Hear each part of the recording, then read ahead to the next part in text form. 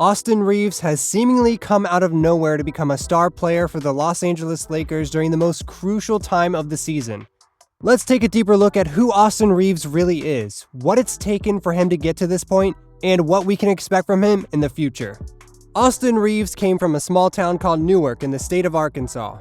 His family owned a 300-acre cattle farm that Reaves claims was in the middle of nowhere. The small-town farm kid was given two choices: join an after-school activity or spend his after-school hours learning to farm cattle.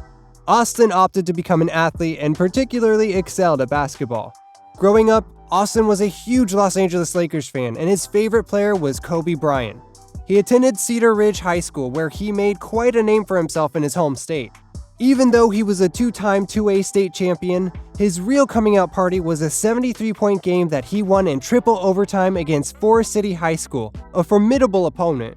In his senior year, Cedar Ridge won the state championship, and it was all thanks to the incredible play of Reaves. He averaged 32.5 points, 8.8 rebounds, and 5.1 assists per game throughout the season, and topped that by averaging 43.3 points per game through the 4-game playoff tournament. Reaves was named to the All-State First Team. Although the numbers and accolades jumped off the charts, the scouting report on Reaves was that it wasn't going to be sustainable at the college level, never mind NBA. Scouts said he was too skinny, not athletic enough, and lacked the skill to be a star moving forward.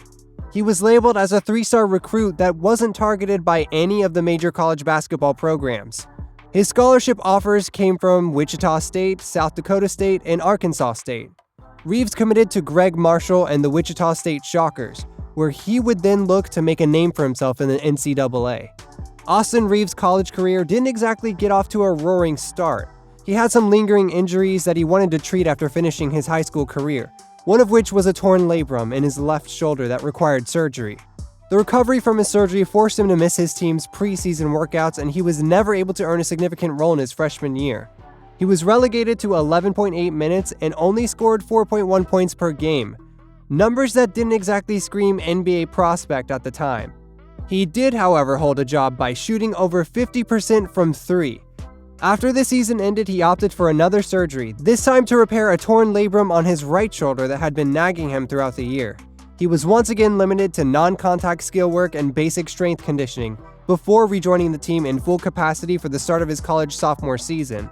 In his sophomore season, Reaves saw his minutes increase to 21.5 minutes per game and even started 11 of 33 games for the Shockers. He wasn't a star by any means, but he was well-rounded in his role by averaging 8.1 points, 3.1 rebounds, and 2 assists per game. Though it was a big improvement, the lanky guard knew he was capable of so much more. Instead of playing out his college career in Wichita State, he entered the transfer portal where he was recruited by Oklahoma Sooners head coach Lon Kruger. Due to the transfers rules in the NCAA in 2018, Reaves was forced to redshirt and sit out an entire season before he could play for the Sooners. The year off turned out to be a vital turning point in Reaves' basketball career. Not only did Austin Reaves have time to get completely healthy, he was also able to commit to a complete year of strength training. When Reaves showed up to his first season at the University of Oklahoma, he looked like a new man. He was 25 pounds heavier than when he played at Wichita State. The 6'5", 205-pound junior became a matchup buster with his elite ball handling and passing ability for a man of his stature.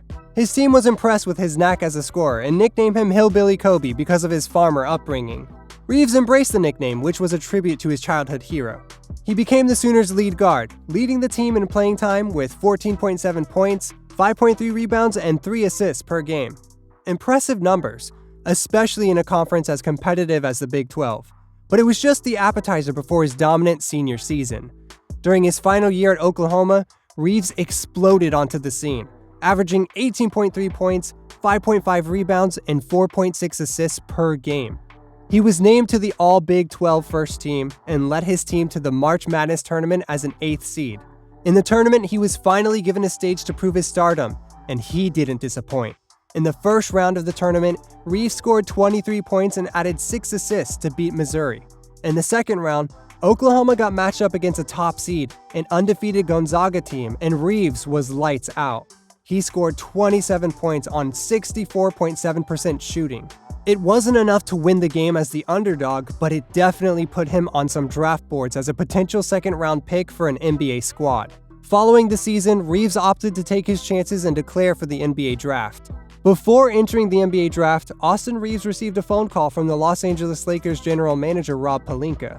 Pelinka let Reaves know that if he somehow went undrafted, that the Lakers wanted the first opportunity to offer Reaves a two-way contract.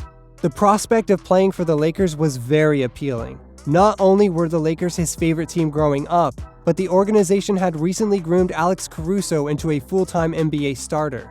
Though Caruso and Reaves have obvious differences to their games, Caruso was an undrafted 6'4" guard who, similarly to Reaves, was praised more for his intangibles than for his athletic ability. Knowing he had an opportunity lined up with the Lakers was enough to persuade the 23-year-old to fend off the other teams who showed interest. The Detroit Pistons, with the 42nd overall pick, called Reaves and asked if he would be interested in signing with them if they selected him with their second-round draft pick. Reaves declined, which meant also rejecting a draft bonus in order to have his opportunity in LA.